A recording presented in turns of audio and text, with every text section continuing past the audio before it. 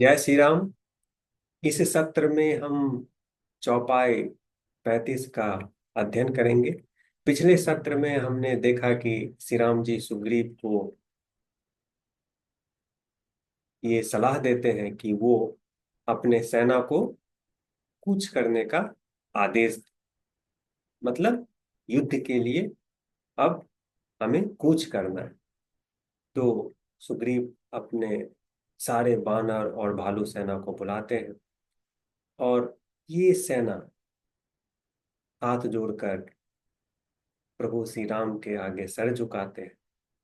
हम्म, और फिर अपने जोश को व्यक्त करते हैं। कैसे? गरज कर। भालू और महाबली बंदर लोग गरज कर अपने जोश को व्यक्त करते हैं और श्री राम उन पे अपनी कृपा दृष्टि डालते हैं। हम्म, तो राम की कृपा से ये बानर और भालू सेना और भी बलशाली और फुर्तीला हो जाते हैं। राम कृपा बल पाई कपिंदा, भय पच्छजुत मनहु गिरिंदा। तो भय पच्छजुत, पच्छजुत मतलब पक्षी की तरह हल्के हो जाते हैं और ठीक उसी समय पहाड़ की तरह मजबूत और कठोर भी है। तब अरसि राम तब किन्ह बयाना, सगुन भये सुंदर सब नाना। और फिर श्री राम जी खुश होकर, ये बंदर सेना का जोश देखकर खुश होकर हम्म बयान करते हैं, मतलब कूच करते हैं। किधर? लंका की तरफ। तो जब श्री राम जी लंका की तरफ कूच करते हैं तो बहुत सारे शुभ लक्षण दिखने लगते, महसूस होने लगते हैं। ओके। और समुद्र पार बैठी सीता मैया का बायां अंग फरकने लगता है, जो शुभ समाचार का संकेत है। और जैसे एक तरफ शुभ संकेत दिखाई दे रहे हैं, ठीक उसी तरह दूसरी तरफ, मतलब रावण के पाले में अशुभ संकेत परिलक्षित हो रहे हैं। हाँ? तो जोई जोई सगुन जानकी ही होई, असगुन भयो रावण ही सोई। तो जहां जानकी जी सगुन को महसूस कर रही हैं, वहीं रावण असगुन को महसूस कर रहा है। हम्म, तो मतलब इस चौपाई में ये बताया गया है कि जो वानर सेना है, भालू सेना है, ये पूरे जोश में हम्म, लंका की तरफ जाने के लिए कूच कर चुके हैं। और ये भालू और बानर सेना काफी ताकतवर, हम्म, काफी कठोर, हम्म, और काफी पराक्रमी है। और इनके चिक्कार से, इनके गर्जन से पृथ्वी डगमगा रही है। तो मतलब ये दर्शाया गया है श्री तुलसीदास जी के द्वारा कि जो बानर सेना है वो बहुत ही मजबूत सेना है। हम्म, और इनमें ये क्षमता है कि वो रावण को, रावण की सेना को हरा सके, उनसे लड़के उन्हें हरा सके। तो वैसे भी श्री राम जी की कृपा है तो आ, कोई कुछ भी कर ले। बट बानर और भालू सेना में वैसे भी बहुत ही पराक्रम है, जिस चीज को इस चौपाई में व्यक्त किया गया। अब यहाँ 35वें अध्याय में बोलिए तो एक छंद भी है, तो अब हम छंद का पाठ करते हैं। चिक्करहि दिग्गज डोल, महिगिरि लोल सागर खर भरे, मन हरस सब गंधर्व सुर मुनि, नाग किन्नर दुख टरे। कट कट ही मर कट बिकट भट बहु, कोटि कोटिन धावहि। जय राम प्रबल प्रताप कौशल, नाथ गुण गण गावहि। सही सकन भार उदार अहिपति, बार बार ही मोहहि। गह दसन पुनि पुनि कमठ पृष्ठ, कठोर सो किमि सोहई। रघुबीर रुचिर प्रयाण प्रस्थिति, जानि परम सुहावनी। जनु कमठ खर पर सर्प राज सो, लिखत अभिचल पावनी।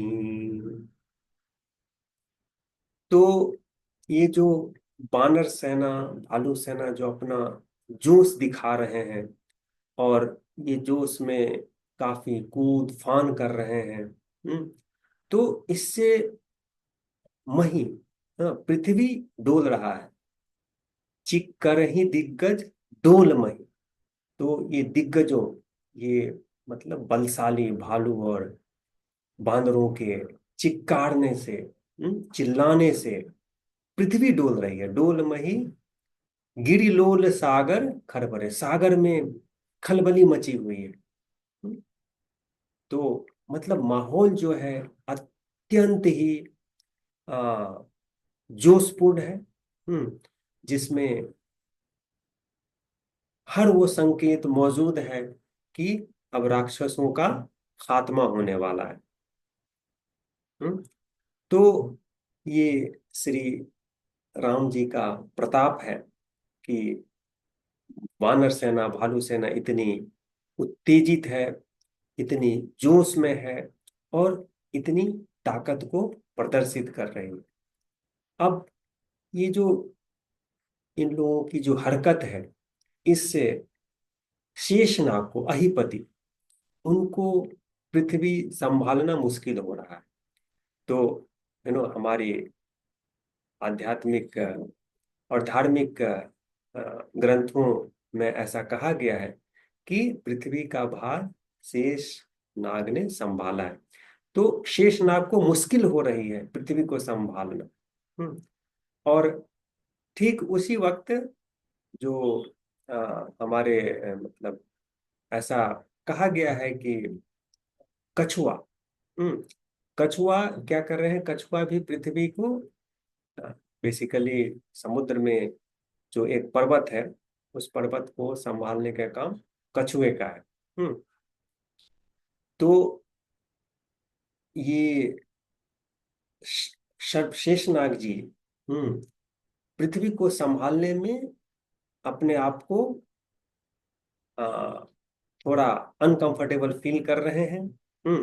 और इस क्रम में वो जो अनकंफर्टेबल सिचुएशन है, अपने दांतों से कच्छप के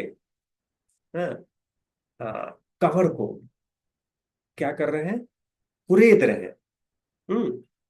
गह दसन पुनि पुनि, कमठ पृष्ठ कठोर सो कमी किमि सो है। तो अपने दांत से कछुए के कठोर कवच को खरोच रहे हैं। तो मानो ये जो इतिहास का ये जो बहुत बड़ा घटना है, जिसके तहत भगवान श्री राम प्रस्थान कर रहे हैं, कूच कर रहे हैं रावण और रावण की सेना से युद्ध करने के लिए, इस घटना को शेषनाग कच्छप के कवच पे दर्ज कर रहे हैं। तो ये इस छंद का भाव है। इस छंद के माध्यम से ये व्यक्त किया गया है कि ये जो घटना है रामायण में, ये बहुत महत्वपूर्ण घटना है। This is a landmark event. और तुलसीदास जी इसी बात को इस छंद के माध्यम से व्यक्त करते हैं। एहि विधि जाई कृपा निधि, उतरे सागर तीर। जहाँ जहाँ लागे खान फल, भालू विपुल कपिबीर। तो अब उन्होंने युद्ध के लिए प्रस्थान किया और फिर वो समुद्र के किनारे पहुंचते हैं। हम्म? उतरे सागर तीर। और फिर वहां जो वानर सेना है, वो आसपास के जंगल में हम्म फलों को तोड़कर खाना शुरू कर देते हैं। जहां तहां लागे खान फल, भालो विपुल विपुल कवि कपिबीर। तो भालू और बंदर पास के जंगल से फलों को तोड़कर खाना शुरू कर देते हैं। तो इस तरह इस 35वें पाठ का अंत होता है। तो श्री राम जी अब समुद्र के किनारे पहुंच चुके हैं। हम्म उन्होंने बयान किया, मतलब कूच किया युद्ध के लिए, और अब समुद्र के किनारे पहुंच चुके हैं। तो इसके बाद क्या होता है, ये अगले चौपाई का विषय है। तो इस सत्र को हम यहीं खत्म करते हैं। अगले चौपाई में देखेंगे कि अब क्या होता है। धन्यवाद।